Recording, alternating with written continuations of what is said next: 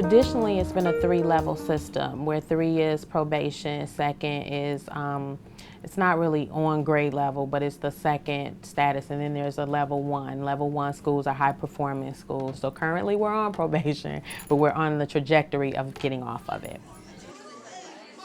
Teaching can feel like a lonely profession at times. You shut the door and it's all on you. And to have someone else say to you, like, that was good, but here's how you can make it better, or don't do that again because that didn't work, that's powerful. So if you remember, we went through our observation sheets about trends that we've been seeing in the school, and we've been going through the things that we've seen. So today what we're going to be doing is you're going to be engaged in rating classrooms based on those same items. So you're going to rate them on your iPad on a scale of 1 to 4, and the explanations are on here. And you're going to also complete a hard copy of those ratings to use as a reference later after you come back from your walkthroughs in the classroom. Not that we know for sure. I'll let you update this right now before I give you a really cool way to remember how to do it. We believe that our practice may not be perfect, but it should be public. So it's easier to get some feedback if you're not worried about constantly people coming in. It should just be a normal thing. We all have an open door policy. That's why most of us teach with our doors open, because people can just walk right in, see what's going on. School ain't nothing but a joke. My moms don't want to hear that, but if it weren't for Wesley and my other homies, I wouldn't even be here, right? These white folk talking about some future. Telling me I need to be planning for some future. Like I got one. And Raynard agreeing, like he's smart enough to know. From what I hear, that boy can hardly read. Fool, what kind of question is that? I said. He threw his hands up and walked back off a few steps. What I've just passed around to you now is the guidelines for positive feedback to your colleagues, okay? What we want to do is provide feedback that is not intimidating, that is not judgmental, that is not evaluative. And so for those 1s and 2s ratings, we'd like for you to use words like, I wish you had. I wonder why you didn't. Okay, so don't be afraid to give comments, because that is what grows us and what pushes our practice, right?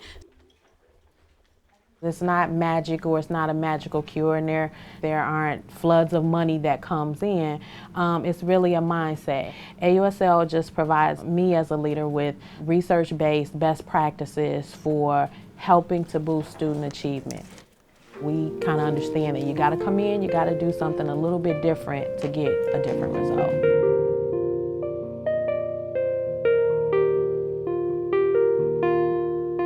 I have Natalia's Facebook. So we're using these student data notebooks in all the classrooms, K to 8. Some of the basic things that she has here are her current NWEA scores for math and reading. She also has homeroom, like attendance, tardies, uniform demerits, etc. We have them write reflections too on how they think they're performing. Our students are measured by data, teachers are measured by data, I'm measured by data. I mean, it's really the only way to know if you're growing.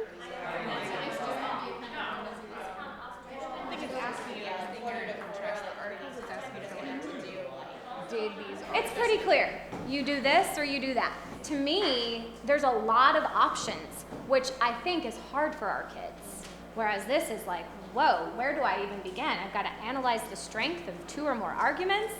I know there's a lot of, rhetoric and critique out there regarding charter schools. To be completely honest with you, a school is a school is a school to me. I think it's an excellent thing that families and students have choices, absolutely, especially in some of our neighborhoods that maybe don't have as many high-performing schools available to them. The reality is not all of CPS schools are high-performing, and I don't know that they have the autonomy to make some of the changes that maybe are necessary to increase student achievement, whereas we are able to do that. Now, I'm going to ask you to connect your dots. How did you get here? Why are you here? And now that you're here, what are you going to do? So from East St. Louis, it's full of gangs, drugs, violence, very poor. I knew I didn't want to teach in like a small town because I wanted to impact the lives of like minority students or troubled youth, because I was that troubled youth. I asked him questions like, well, why should I not work in like public school, or why, like, you know, in a well-off neighborhood, why should I not stay in Madison? And he said, because the people teaching with you will not have an urgency. I taught for a year in CPS and had a horrendous experience and was miserable, and just like, you know, I like that, you know, was like one of the more established charters school groups in the city and like one of the bigger ones. I had been at a CPS school that actually was on the closing list this year. That it just wasn't set up to be as productive as it should have been. I felt like I still had that urgency, but that the environment wasn't set up to be optimal to like utilize all of that energy. I'm not looking for necessarily young teachers by any means. I'm looking for the best teachers. It's a philosophy fit. You have to have a drive. You really need to have a burning desire to close the gap. We're here to do a job, and we're here to do it as quickly and effectively as we can. I'm here because I'm angry. I know we can't, you know, change the world tomorrow, but if we can ensure that we're giving these kids the education that they're getting in Winnetka or on the North Shore or wherever that may be, then we're doing darn good.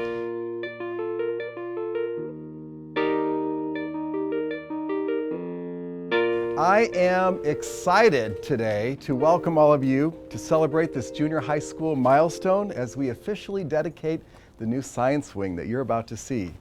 Our Education Foundation committed to raising over $100,000 to support innovation that we use in our new facility. This has been a labor of love really since 2007, but the intense construction piece has been for about the last 13 months. And in that time, we have had meeting after meeting after meeting after meeting, and the fruits of those meetings are all around you. 1, 2, 3, cut.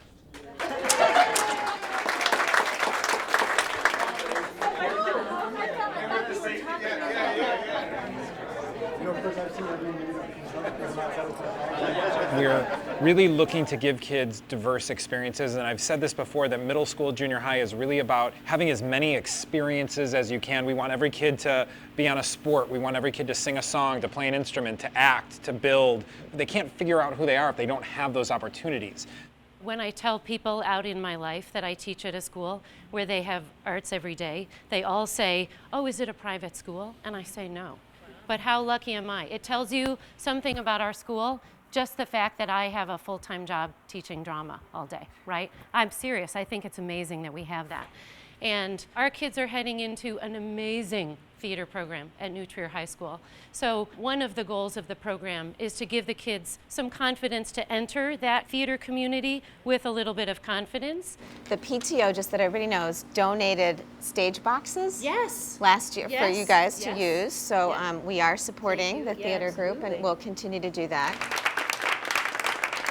So this is essentially the budget. We ended up collecting more income. We had less expenses. And so we were able to, at the end of the year, actually make a $15,000 donation to the science wing.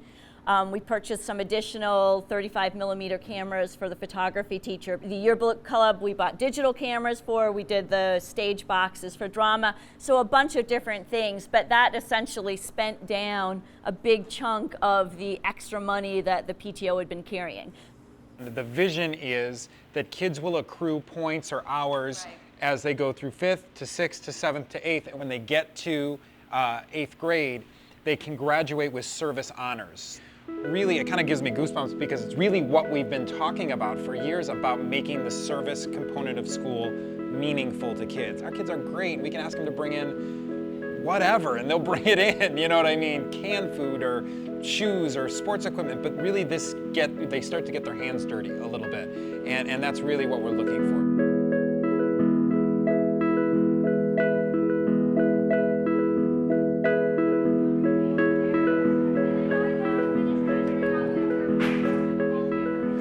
Ms. Smith is having them make all sorts of props related to Motown, to the world of social media and celebrity culture, because it's hard to explain, but those three strands are all going to be woven together in our show. And then we have over here, these guys are making a interactive timeline that we'll be using. Right now we have to make a timeline of the internet, just making logos for different websites that changed the internet. Yeah, this is for our Boy Who Cried Wolf alteration. Boy Who Tweeted a Wolf. We are the oldest and first arts magnet school in the city. Our administration's very specific that these shows are married to our content and just help us present them in a different way while teaching multimedia skills. And it's almost like you went through like a glue and glitter boot camp and you're ready to get back into the classroom. I think it's a waste of time.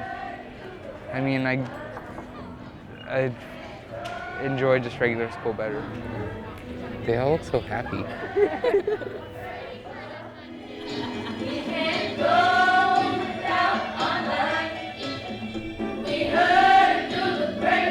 I believe at Disney we've got to feed the soul as well as feeding the mind.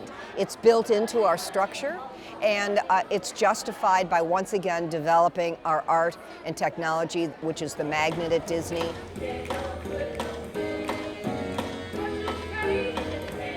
I believe these are creating educational memories. These are the things that you remember for the rest of your life. Social media is just a way to create drama and spread lies. What message do we send out to the world when we invent false identities? Oh my God, that's right. Mark Zuckerberg is your uncle. I already called him. He's on the 1 p.m. flight. Of course, the world's biggest and smartest dork wants to save a social media tech camp. As the founder of Facebook, I believe in the power of social media to connect people and let talented people get their messages out.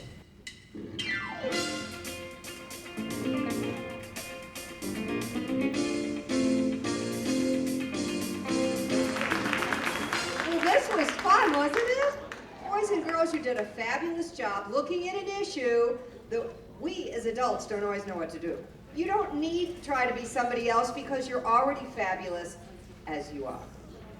Okay, so just remember that. And how about how hip Mr. Drace was? Did you see him with the moves at the end? Whoa, Mr. Drace! Thanks, everybody. It was wonderful.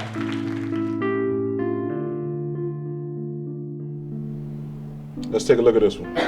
Okay. Right now we have 35% of our students that meet and exceeds the standards. We have 65% that don't. All right. So we have to do better. Now this is 8th grade reading, and we're at 32.3 items correct. Now the state average is 36.8, so we're not that far behind, but my vision, my expectation is for us to beat that state average. We want to be able to say that our kids do better than kids in the nation. You know, I'm a cupful kind of guy, I'm a positive kind of guy, but you know, our score was what it was, all right? So the state target was 95%. We were at 34.1%. We were 29% of math, okay? It is what it is. The only positive part is that, you know, we have to go up. We opened Urban Prep because, frankly, in the city of Chicago, young African-American males are in crisis. We've got a 60% high school dropout rate. I really didn't have any thoughts about college. I was just trying to graduate 8th grade. Urban Prep charter schools, let's talk about that. They wanted to come out to our school district to talk about starting and forming a charter in South Cook. They have a great script, a great video, a great presentation.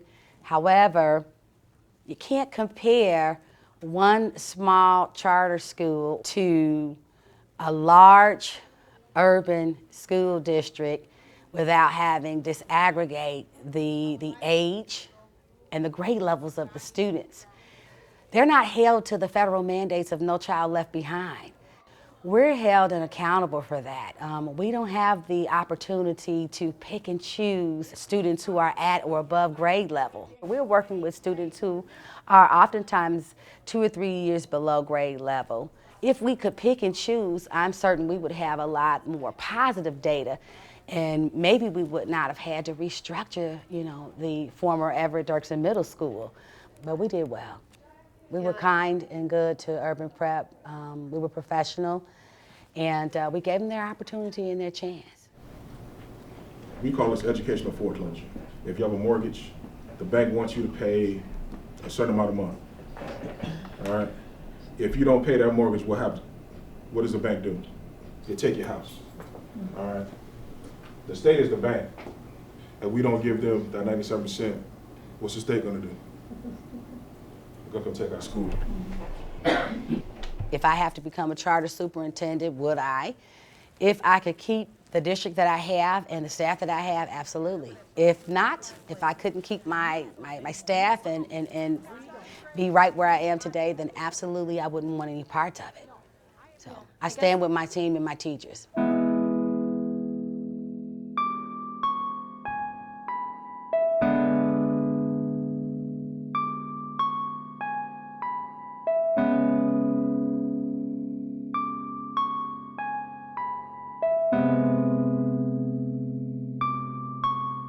The nation is going to change. Education is going to change drastically, and I've tried to prepare my teachers for it. I believe businesses are going to have a handle on these school districts. I'm not sure if they're going to call it charter, but having business partnerships and sponsors and foundations, it's time for me to line that up now, and I'm doing that so that some great corporation will one day want to support our school district. I'm not afraid of it, but I do know that change is coming.